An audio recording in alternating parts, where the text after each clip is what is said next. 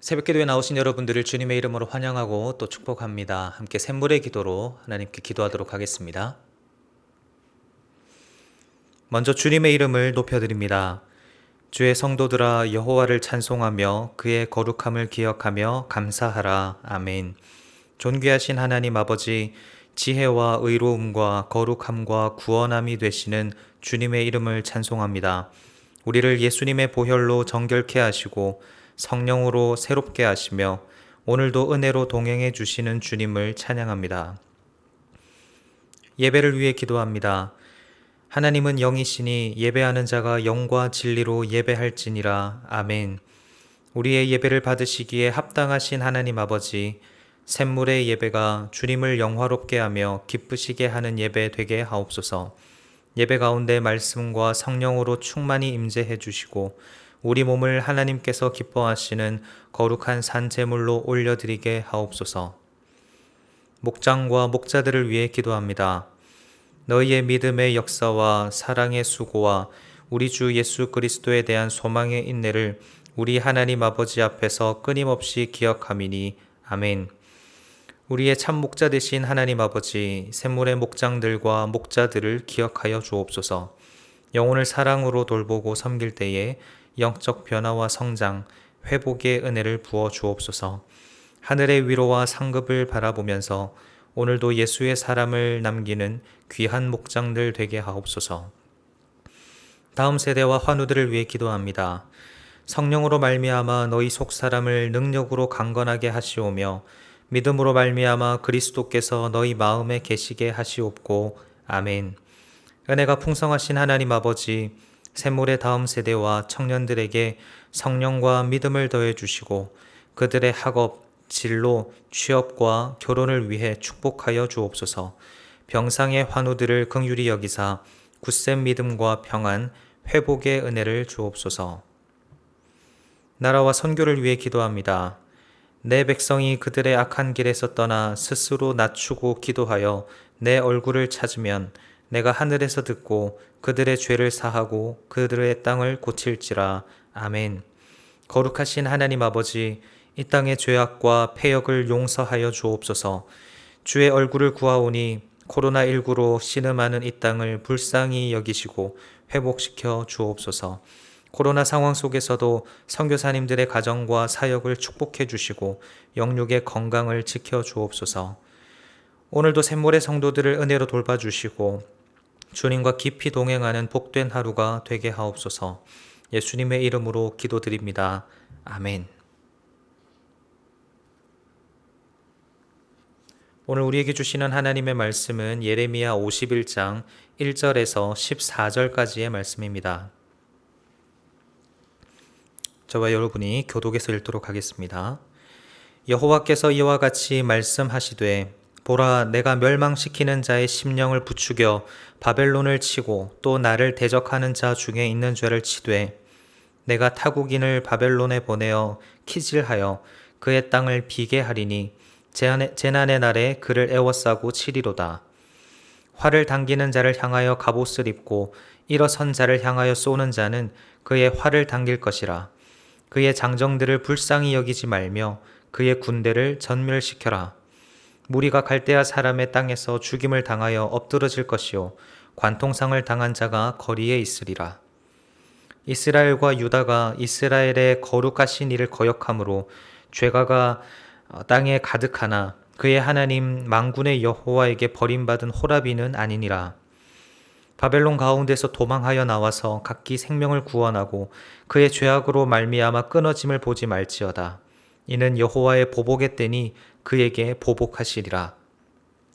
바벨론은 여호와의 손에 잡혀 있어 온 세계가 취하게 하는 금잔이라. 뭇 민족이 그 포도주를 마심으로 미쳤도다. 바벨론이 갑자기 넘어져 파멸되니 이로 말미암아 울라. 그 상처를 위하여 유향을 구하라. 혹 나으리로다. 우리가 바벨론을 치료하려 하여도 낫지 아니한즉 버리고 각기 고향으로 돌아가자. 그 화가 하늘에 미쳤고 궁창에 달하였음이로다. 여호와께서 우리 공의를 드러내셨으니 오라, 시온에서 우리 하나님 여호와의 일을 선포하자. 화살을 갈며 둥근 방패를 준비하라. 여호와께서 메대 왕들의 마음을 부추기사 바벨론을 멸하기로 뜻하시나니 이는 여호와께서 보복하시는 것 곧 그의 성전을 위하여 보복하시는 것이라. 바벨론 성벽을 향하여 깃발을 세우고 튼튼히 지키며 파수꾼을 세우며 복병을 매복시켜 방비하라. 이는 여호와께서 바벨론 주민에 대하여 말씀하신 대로 계획하시고 행하심이로다. 많은 물가에 살면서 재물이 많은 자여, 내 재물의 한계 곧 내 끝이 왔도다. 만군의 여호와께서 자기의 목숨을 두고 맹세하시되 내가 진실로 사람을 메뚜기같이 내게 가득하게 하리니 그들이 너를 향하여 환성을 높이리라 하시도다. 아멘. 오늘 이 시간 나를 위하여 하나님을 위하여 라는 제목으로 말씀을 상고하고자 합니다. 오늘 본문은 예레미야 50장에 이어서 바벨론의 심판을 기록하고 있는 부분인데요. 본문의 바벨론은 신바벨론 제국을 의미합니다.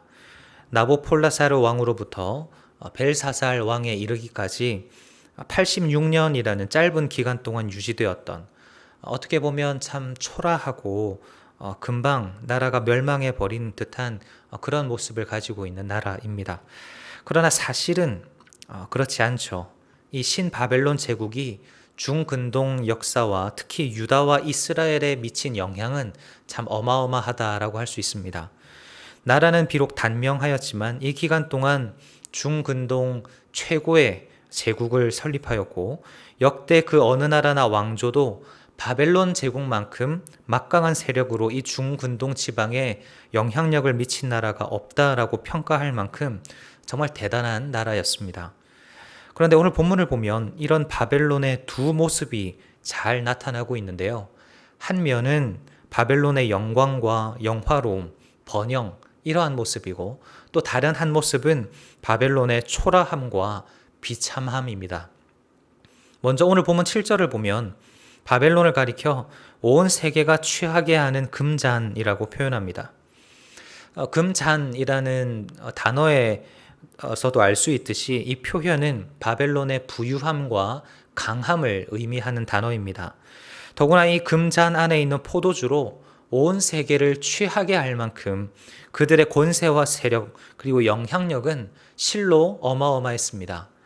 또한 13절에는 많은 물가, 재물이 많은 자라는 표현이 나오는데요.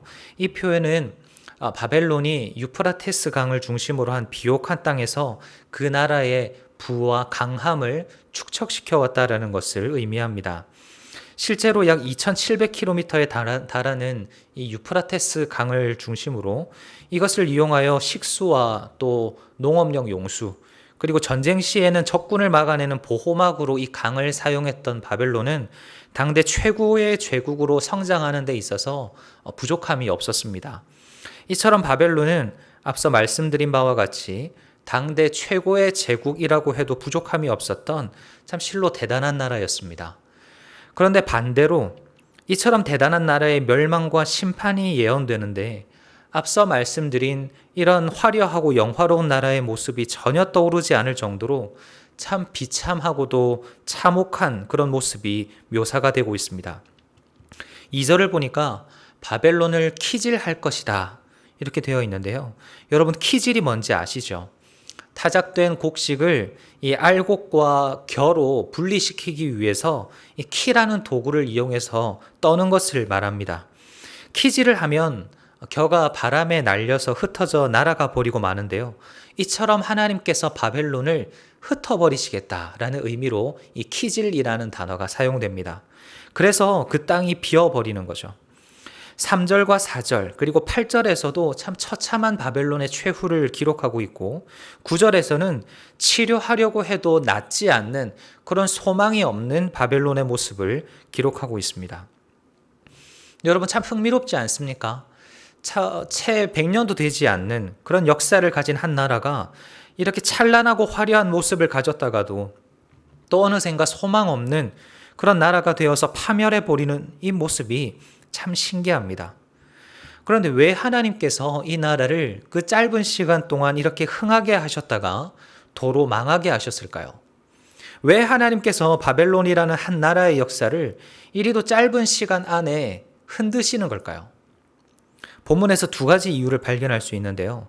하나는 역사의 주관자가 하나님이심을 알게 하기 위해서입니다. 하나님은 바벨론의 흥망을 통해서 자신이 어떤 분이신지를 분명히 보여주시고 계십니다. 한 나라를 일으키시고 그 나라를 흥하게 하시고 또 때가 되면 망하게도 하시는 전능하시고 역사를 주관하시는 그 하나님의 모습을 통해서 하나님은 자신이 어떠한 분이신지를 분명히 세상 가운데 보여주시고 계십니다. 바벨론이 흥한 것도 하나님께서 하신 일이고 망한 것도 하나님께서 하신 일입니다.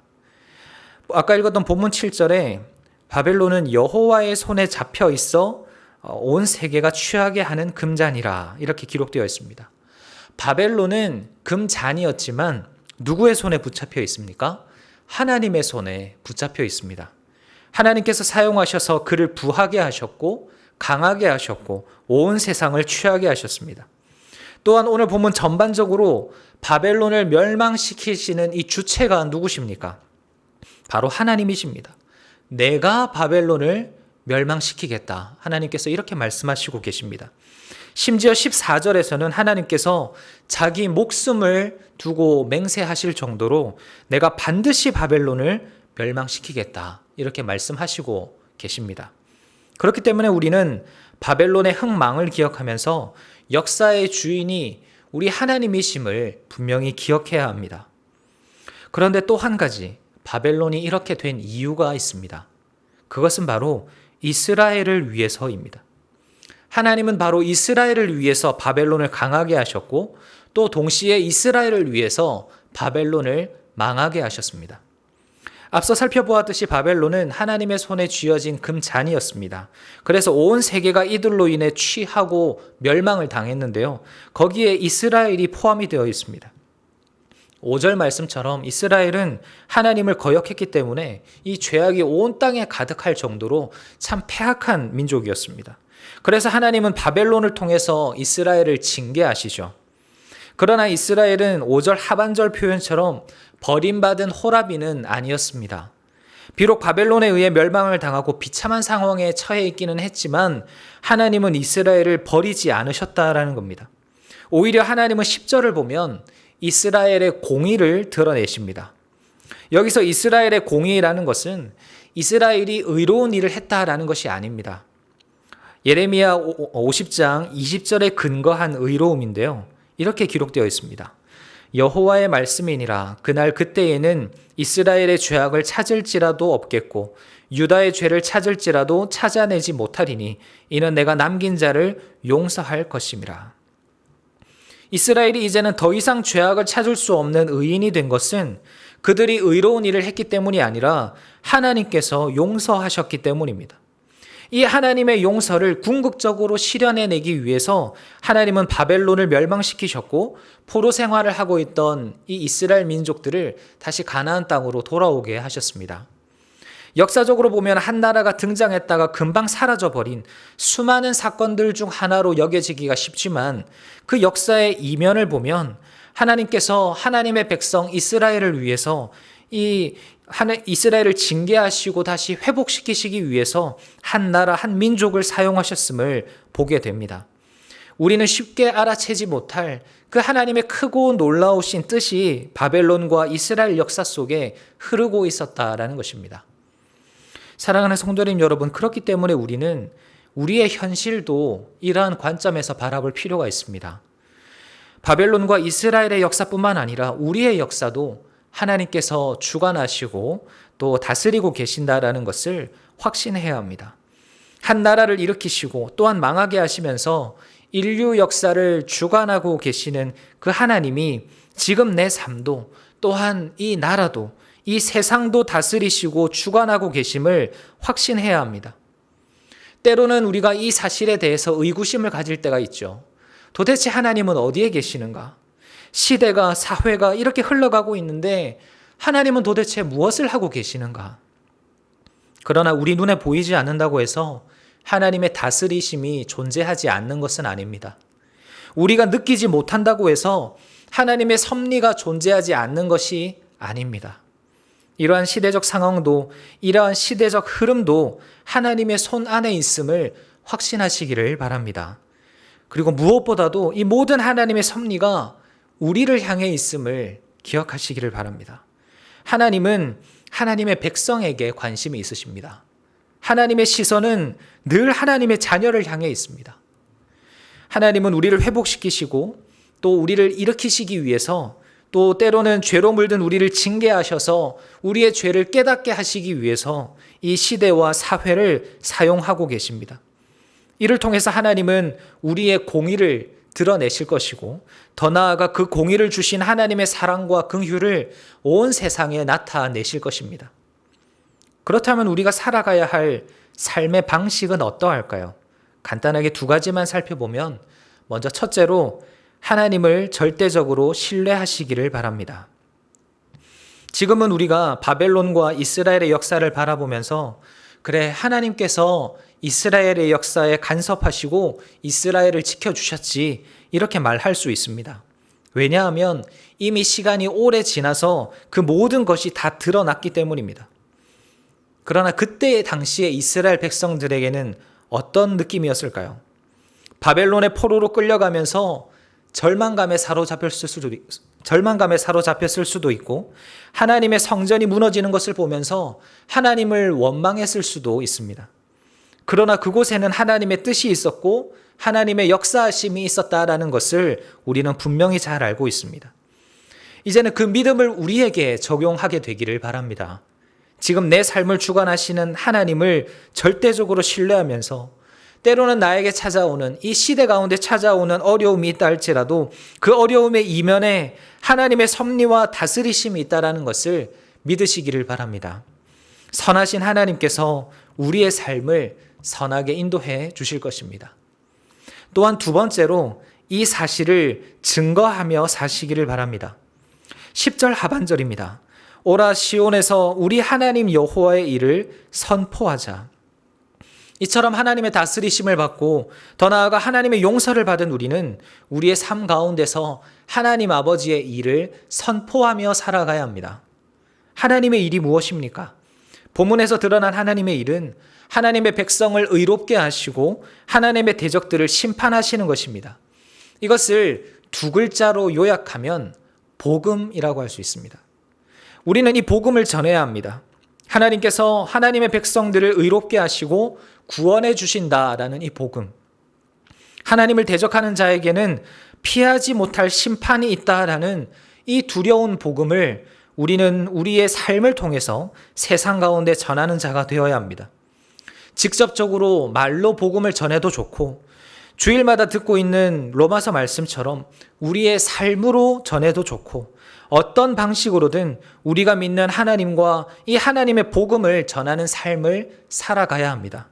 이것이 우리에게 주어진 삶의 모습입니다. 사랑하는 성도님 여러분, 이 사실을 기억하면서 오늘 하루도 믿음의 길을 걸어가시기를 바랍니다.